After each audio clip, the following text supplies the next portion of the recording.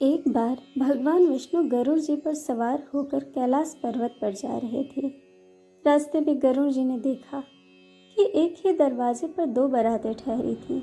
मामला उनके समझ में नहीं आया। फिर क्या था, पूछ बैठे प्रभु से। गरुड़ जी बोले, प्रभु, ये कैसी अनोखी बात है कि विवाह के लिए कन्या एक और बारातें दो आई हैं। मेरी तो समझ में कुछ नहीं आ रहा।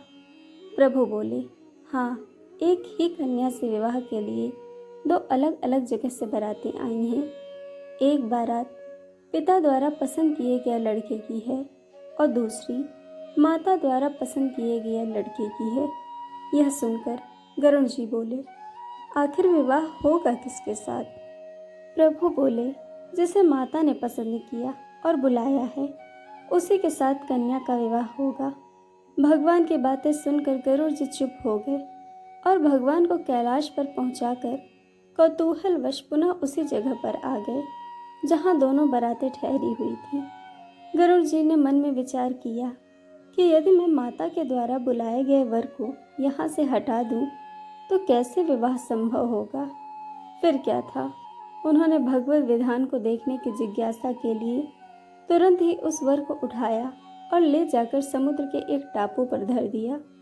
ऐसा कर गरुड़ जी थोड़ी देर के लिए ठहरे भी नहीं थे कि उनके मन में अचानक विचार दौड़ा कि मैं तो इस लड़के को यहाँ उठा लाया हूँ, पर यहाँ तो खाने पीने की कोई व्यवस्था नहीं है। ऐसे में इस निर्जन टापू पर तो यह भूखा ही मर जाएगा और वहाँ सारी बारात मज़े से 56 भोग का आनंद लेगी।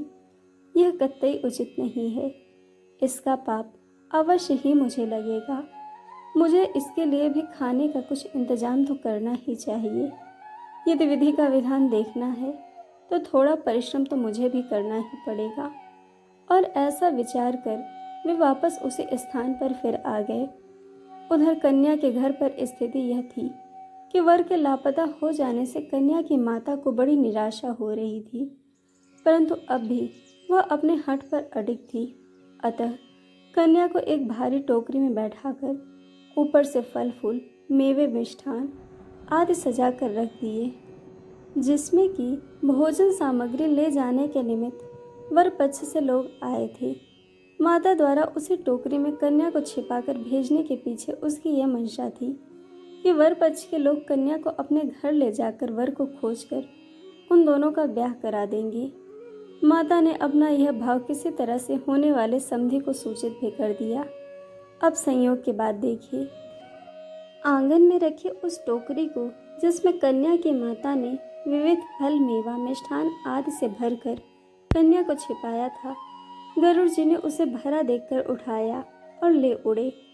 उस टोकरी को ले जाकर गरुड़ जी ने उसी निर्जन टापू पर, जहाँ पहले से ही वर को उठा ले जाकर उन्होंने रखा था, वर के सामने रख दिया।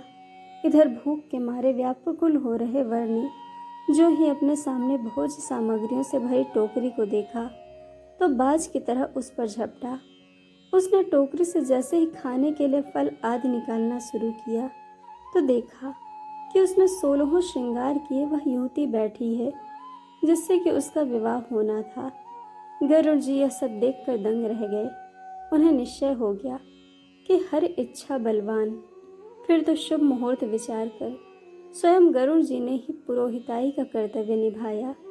वेद मंत्रों से विधि पूर्वक विवाह कार्य संपन्न कराकर वर वधू को आशीर्वाद दिया और उन्हें पुनः उनके घर पहुंचाया। तत्पश्चात प्रभु के पास आकर सारा वृत्तांत निवेदन किया और प्रभु पर अधिकार समझ झुंझला कर बोले, प्रभु, आपने अच्छी लीला करी, सारा ब्याह कार्य हम ही से करवा लिया।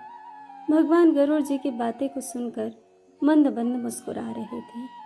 दोस्तों, आपको कहानी कैसी लगी यह हमें कमेंट करके ज़रूर बताइएगा और चैनल को सब्सक्राइब, वीडियो को लाइक शेयर करना बिल्कुल मत भूलिएगा। वीडियो देखने के लिए आप सभी का बहुत बहुत धन्यवाद। जल्द मिलेंगे एक और नए वीडियो के साथ।